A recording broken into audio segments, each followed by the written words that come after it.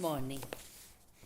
आज मैं कला के तत्वों में दूसरा तत्व रूप आपको समझाने जा रही हूँ। मैं डॉक्टर गीता शर्मा, सह आचार्य चित्रकला। ये अपने बीए पाठ प्रथम का कोर्स है, फंडामेंटल ऑफ फाइन आर्ट्स, जिसमें हम कला के 6 तत्वों को पढ़ते हैं प्रारंभ में। उसमें यह दूसरा तत्व है रूप। रूप वह क्षेत्रीय स्थान है जिसका अपना निश्चित आकार तथा वर्ण होता है। साधारणतः किसी वस्तु की आकृति को रूप कहते हैं। फर्स्ट तत्व मैंने आपको रेखा बताया था और सेकंड तत्व ये है रूप। तो रूप को अगर हम और अधिक स्पष्ट करें तो रूप किसी भी पदार्थ का चित्र भूमि पर प्रथम दृश्य प्रत्यक्षीकरण है। रूप की स्पेलिंग FORM, F यानी फर्स्ट, O यानी ऑर्गेनिक, R यानी रिवेलेशन, ऑफ M यानी मैटर। जैसे हम रूप को चित्रभूमि पर सृजन करते हैं रूप का, वैसे ही चित्रभूमि सक्रिय हो जाती है और वह सक्रिय रूपों या आकारों, पॉजिटिव और एक्टिव और कमिटेड फॉर्म्स तथा सहायक आकारों, नेगेटिव और अनकमिटेड फॉर्म्स के मध्य हमारी जो चित्र भूमि है वो विभक्त हो जाती है। रूप का वर्गीकरण भी किया जा सकता है कि भी रूप कितने प्रकार के होते हैं। तो साधारणतः रूप 2 प्रकार के कहे जाते हैं, एक नियमित, दूसरा अनियमित। नियमित रूप को हम सममित यानी सिमेट्रिकल कहते हैं और अनियमित को असममित यानी असिमेट्रिकल कहते हैं। नियमित आकार अथवा रूप का अर्धभाग शेष का ही विलोम होता है।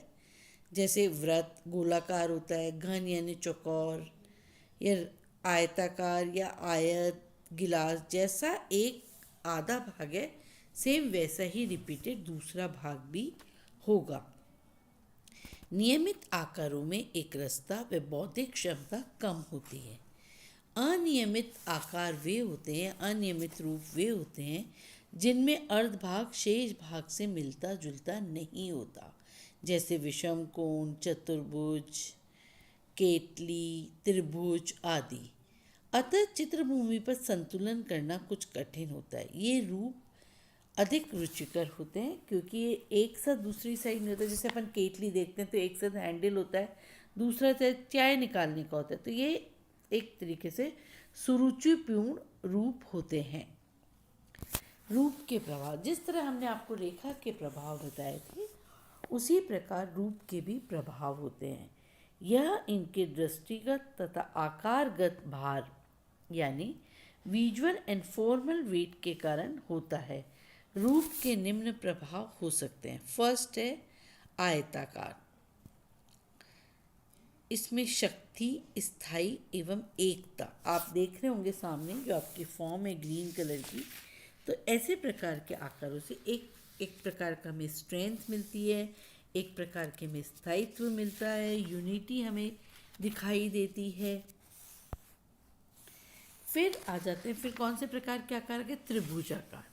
आपने देखिए ट्रायंगल चलता रहता है, आप देखिए रेड कलर का जो फॉर्म है, तो इसमें एक प्रकार की निरंतरता है, एक प्रकार की सुरक्षा है, एक प्रकार का विकास हमें दिखाई देता है। मतलब कहीं पर भी जैसे इसका एंड नहीं है।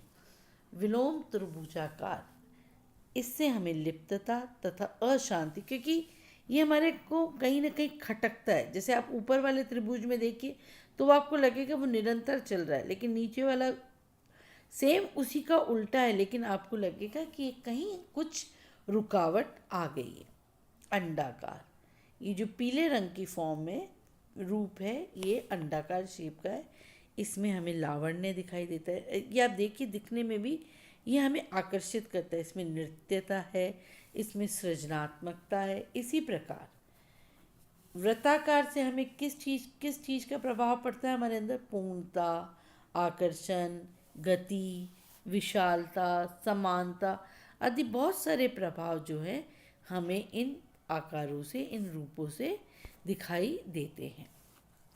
अब रूप का सबके साथ क्या बैलेंस है, क्या उनका कॉम्बिनेशन है, ये हम देखेंगे।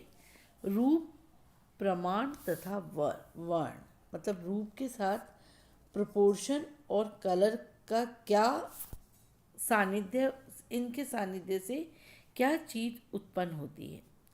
चित्र में अनेक रूप चित्रण से रुचि उत्पन्न की जा सकती है और जिससे एक तानता नहीं आने पाती। रूप की यही भिन्नता निम्न विधियों से प्राप्त की जा सकती है। संसार में अनेक रूप विद्वान हैं। चित्र में कलाकार अपनी रुचि तथा शैली के अंतर्गत उनका समावेश चित्र में करता है, यहाँ तक कि वह प्रकृति जनित आकार में परिवर्तन करने को भी स्वतंत्र होता है। कलाकार ने यथार्थ रूप अंकन को यहाँ समाप्ति नहीं माना है। दूसरा, आकृतियों के परिणाम में अंतर करके भी हम रूप की विभिन्नता को प्राप्त कर सकते हैं, जिसका चित्र संयोजन में असम संतुलन विजुअल सिद्धांत द्वारा अंकन किया जाता है। तीसरा, प्रकाश तथा छाया द्वारा भी रूप में विविधता उत्पन्न की जा सकती है।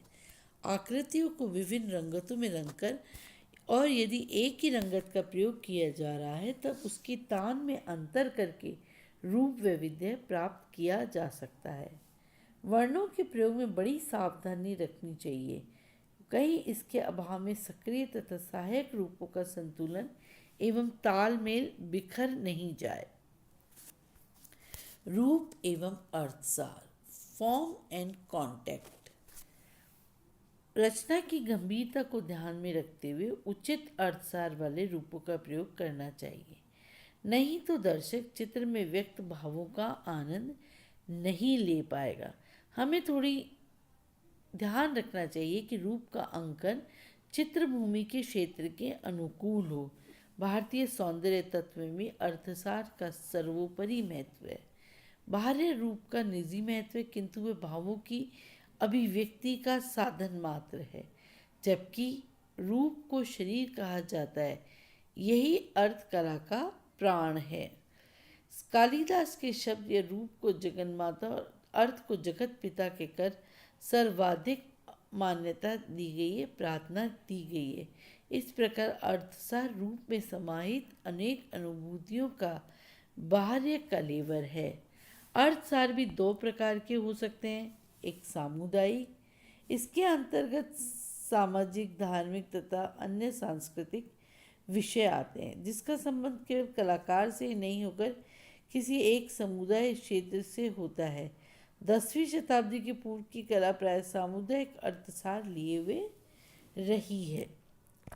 व्यक्तिगत, 20वीं शताब्दी में सामाजिक, आर्थिक और राजनीतिक परिवर्तनों के साथ हमें मान्यताओं से मुक्त होकर कलाकार व्यक्तिगत हो गई थी। अब कला का स्वरूप सामुदायिक नहीं हो सकता, क्योंकि कलाकार ने अपने व्यक्तित्व की अभिव्यक्ति में शुभ परिणाम की कल्पना कर ली है। रूप एवं अंतराल, फॉर्म एंड स्पेस। रूप को अंतराल में रखना सहज नहीं है, इसमें अनुभव मुख्य होता है। रूप अंतराल के महत्व को घटा भी सकता है और बढ़ा भी सकता है। कलाकार रूप के अनेक संभावनाओं का अन्वेषण करता रहता है। वह उसकी अंतराल में स्थापना द्वारा अर्जित ऊष्मा का अध्ययन करता है, जिससे नए नए विचार हमारे सम्मुख आ सकते हैं। हम बहुत सारी चीज़ें कर सकते हैं रूप को और इन सब के उनको देखने के लिए कि इन सब से क्या प्रभाव होता है। जैसे हम वर्ग और ये स्क्वायर्स ये हम काट लें, इनको और डिविजन्स कर लें और हम शीट पर बिछा बिछा कर देखें कि इनसे क्या क्या प्रभाव हमारे आ रहे हैं, चित्र में प्रदर्शित हो रहे हैं।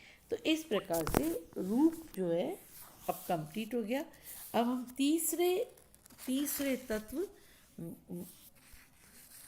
प्रमाण के बारे में, तीसरे तत्व के बारे में नेक्स्ट के बारे में पढ़ेंगे। ये है वर्ण, कलर के बारे में हम पढ़ेंगे। धन्यवाद।